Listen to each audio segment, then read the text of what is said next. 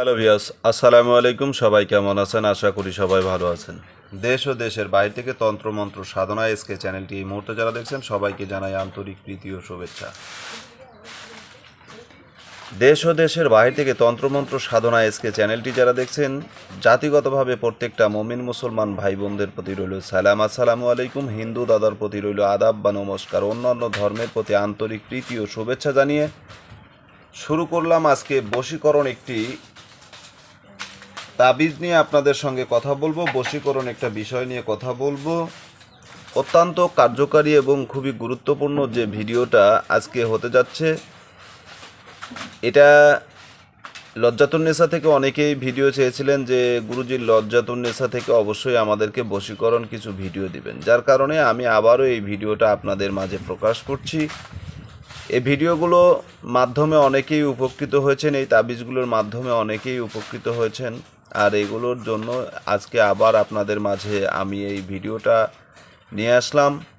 আশা করি সঠিক নিয়মে যদি কাজ করতে পারেন সঙ্গে সঙ্গে আপনাদের কাজ হয়ে যাবে। এই বশীকরণ কবজ লজ্জাতুন্নেসা কিতাবের এই বশীকরণ তাবিজটি কিভাবে আপনারা আমলে নেবেন, কিভাবে এই তাবিজটা কাজ করবেন। তবে একটা কথা মনে রাখবেন, যে কথাটা আমি বারবার প্রত্যেকটা ভিডিওতেই কম বেশি বলে থাকি, যে কাজটা হতে হবে আপনার ন্যায় সংযত। অন্যায়ভাবে যদি কোনো কাজ করেন সে কাজে আপনি সঠিক ফলাফল পাবেন না, যদিও পান সেটা আপনার জন্য মঙ্গল বয়ে আনবে না, অমঙ্গল হবে আপনার জন্য। আশা করি এগুলো বিষয় থেকে অবশ্যই নিজেকে দূরে রাখবেন। কখনোই এগুলো কাজ করবেন না। খারাপ কাজ করা ভালো নয়, খারাপ কাজ থেকে নিজেকে সরে রাখুন। নিজে ভালো থাকুন, অন্যকে ভালো থাকতে সাহায্য করুন। এটা সম্পূর্ণ একটা কোরআনি তকবির, কোরআনি আমল। অনেকেই বলেছিলেন যে কোরআনি আমল দিতে হবে, আবার অনেকে বলেছেন যে কুফুরি দিতে হবে, শিরেকি দিতে হবে। মূলত কথা যেটা, যে সর্বোচ্চ উত্তম তো ওই কাজটাই যেটা কোরআন থেকে যে আমলগুলো করা হয়।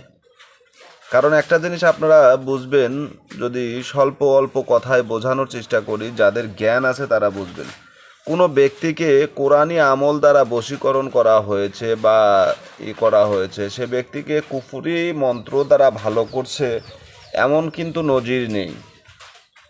কিন্তু নজির এটা পাবেন যে মানুষকে কালো জাদু করেছে, ব্ল্যাক ম্যাজিক করেছে, মানুষের উপরে বান মেরা হয়েছে, আপনার মানুষকে নষ্ট করা হয়েছে। সমস্ত নষ্ট থেকে প্রতিক্রিয়া এবং নষ্ট থেকে উদ্ধার, নষ্ট থেকে প্রক্রিয়া, নষ্ট থেকে সুরক্ষা, এই কবজ হিসেবে যেগুলোকে ব্যবহার করা হয় সেগুলো হচ্ছে কোরআনি আমল। কারণ মহান আল্লাহ তাআলা পবিত্র কোরআনে সূরা ফালাক এবং নাসকে নাজিল করেছিল একমাত্র কালো জাদু এবং এই সমস্ত যে খারাপ যে কাজগুলো আছে, অর্থাৎ জাদু বলেন, তন্ত্রমন্ত্র বলেন, যেটাই বলেন, এগুলোকে নষ্ট করার জন্য কিন্তু এই তকবীরটা আল্লাহ তাআলা পবিত্র কোরআনে সূরা ফালাক এবং নাসকে নাজিল করেন। তাহলে যদি কালো জাদুর ক্ষমতা বেশি হতো তাহলে আল্লাহ তাআলা কোরআনে সূরা নাজিল করতেন না। আর আজ পর্যন্ত এমন কোনো বিষয় নেই যে মানুষকে কালো জাদু করার পরে সেই কালো জাদু ব্ল্যাক ম্যাজিক থেকে কোরআন দিয়ে সেটার সমাধান করা সম্ভব হয়নি। যত বড়ই কালো জাদু করেন, যত বড়ই ব্ল্যাক ম্যাজিক করেন, সব কিছু থেকে সমাধান পেতে একমাত্র পবিত্র কোরআনই যথেষ্ট, অন্য কিছুর দরকার নাই। কিন্তু সেটা আপনার জানতে হবে এবং আমল থাকতে হবে। এমনও ব্যক্তি আছে যারা কোরআনি আমলটা, তাদের ভিতরে কোরআনের এখলাস, কোরআনের তারতম্য এতটাই বেশি যে তারা যদি বিসমিল্লাহ বলে একটা মানুষকে, বেমারি রুগীকে ফু দেয়, আল্লাহ তাআলা সঙ্গে সঙ্গে শেফা দান করে, সেখানেই তাদের মঙ্গল কামিয়াব হয়ে যায়। এটাই বাস্তবতা। কারণ কোরআন হচ্ছে সবার ঊর্ধ্বে, সমস্ত গ্রন্থের ঊর্ধ্বে হচ্ছে পবিত্র আল কোরআন। এই কোরআনুল মাজিদ থেকে যে কোনো তকবির আপনি যদি করেন সেটা খুব সহজে হয়ে যায়। আমি ধারাবাহিকভাবে মহান আল্লাহ তাআলা 99টা নামের আপনাদেরকে ভিডিও দিব। আমি কথা দিচ্ছি, আল্লাহ তাআলা যদি আমাকে তৌফিক দান করে, এই 99টা নামের ভিতরে বশীকরণ কিছুগুলো জালালি নাম আছে, এসমে আজম আছে। আল্লাহ তাআলার এসমে আজম কিছু নাম আছে যেগুলো সাধারণ মানুষ জানে না। এই এসমে আজম দ্বারা আপনি যে কাউকে বশীকরণ করতে পারবেন খুব সহজে, অল্প স্বল্প সময়ের ভিতরে। পৃথিবীর যে মানুষকে আপনি বশ করতে চান তাকে বশ করতে পারবেন। আমি ধারাবাহিকভাবে এই নামগুলোর ভিডিও আপনাদের মাঝে আমি আপলোড করব, ইনশাআল্লাহ সাথে থাকবেন।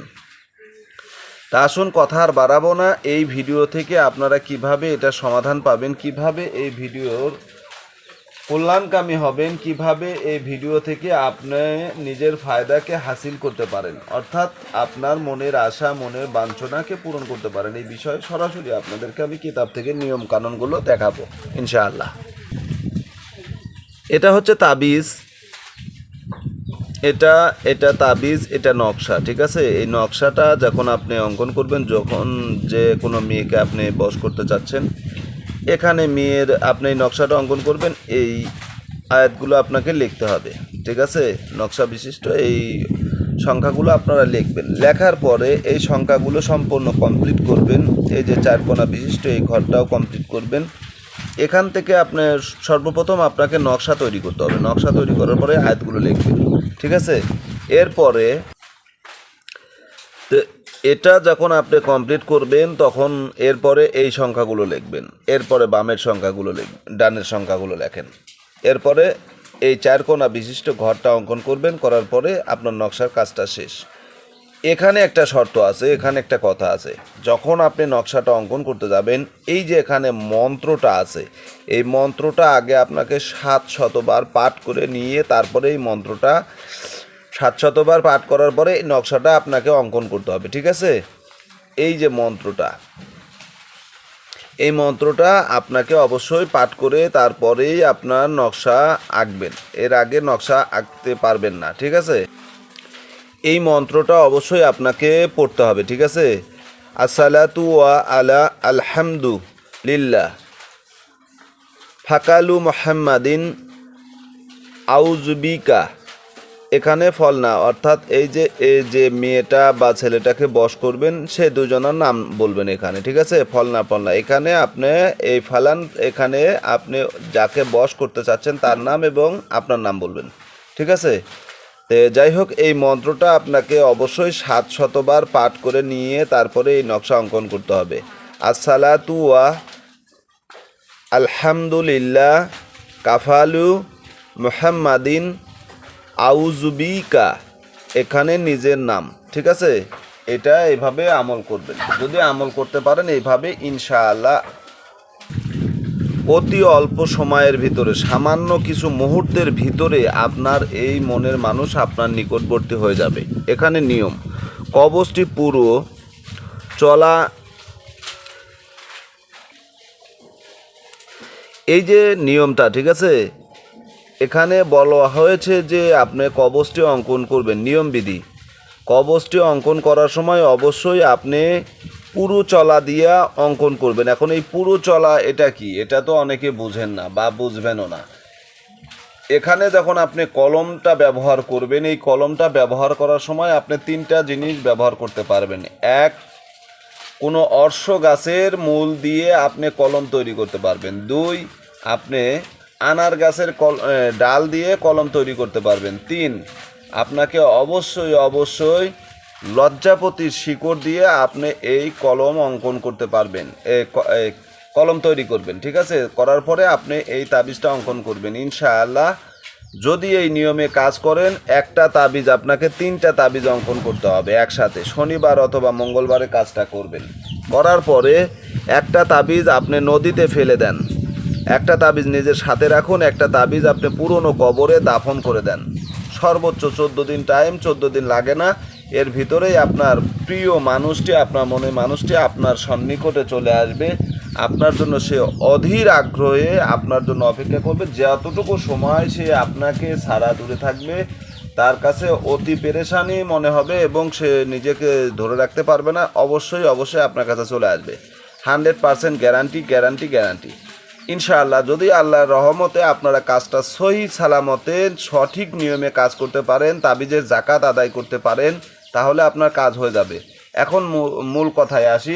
এখন অনেকে হয়তো বলবেন যে তাবিজের জাকাত কিভাবে দিব, তাবিজের জাকাত তো আমরা দিতে পারি না বা জানি না। অবশ্যই তাবিজটি লেখার পূর্বে আপনাকে 2 রাকাত নফল নামাজ পড়ে নিতে হবে এবং দরুদে ইব্রাহিম 11 বার পাঠ করতে হবে, তাবিজের জাকাত হয়ে যাবে। কাজ শেষ হলে, সম্পূর্ণ কাজ শেষ হয়ে গেলে আবার 2 রাকাত নামাজ পড়বেন এবং দরুদে ইব্রাহিম 11 বার পড়বেন, ইস্তেগফার পড়বেন 21 বার করে, যে কোনো ইস্তেগফার পড়বেন। আস্তাগফিরুল্লাহ পড়লেও হবে, আস্তাগফিরুল্লাহ আল্লাযী লা ইলাহা ইল্লা হুয়াল হাইয়ুল কাইয়্যুম ওয়া আতুবু ইলাইহি লা হাওলা ওয়ালা কুওয়াতা ইল্লা বিল্লাহিল আলিয়্যুল আযীম, এটা পড়লেও হবে।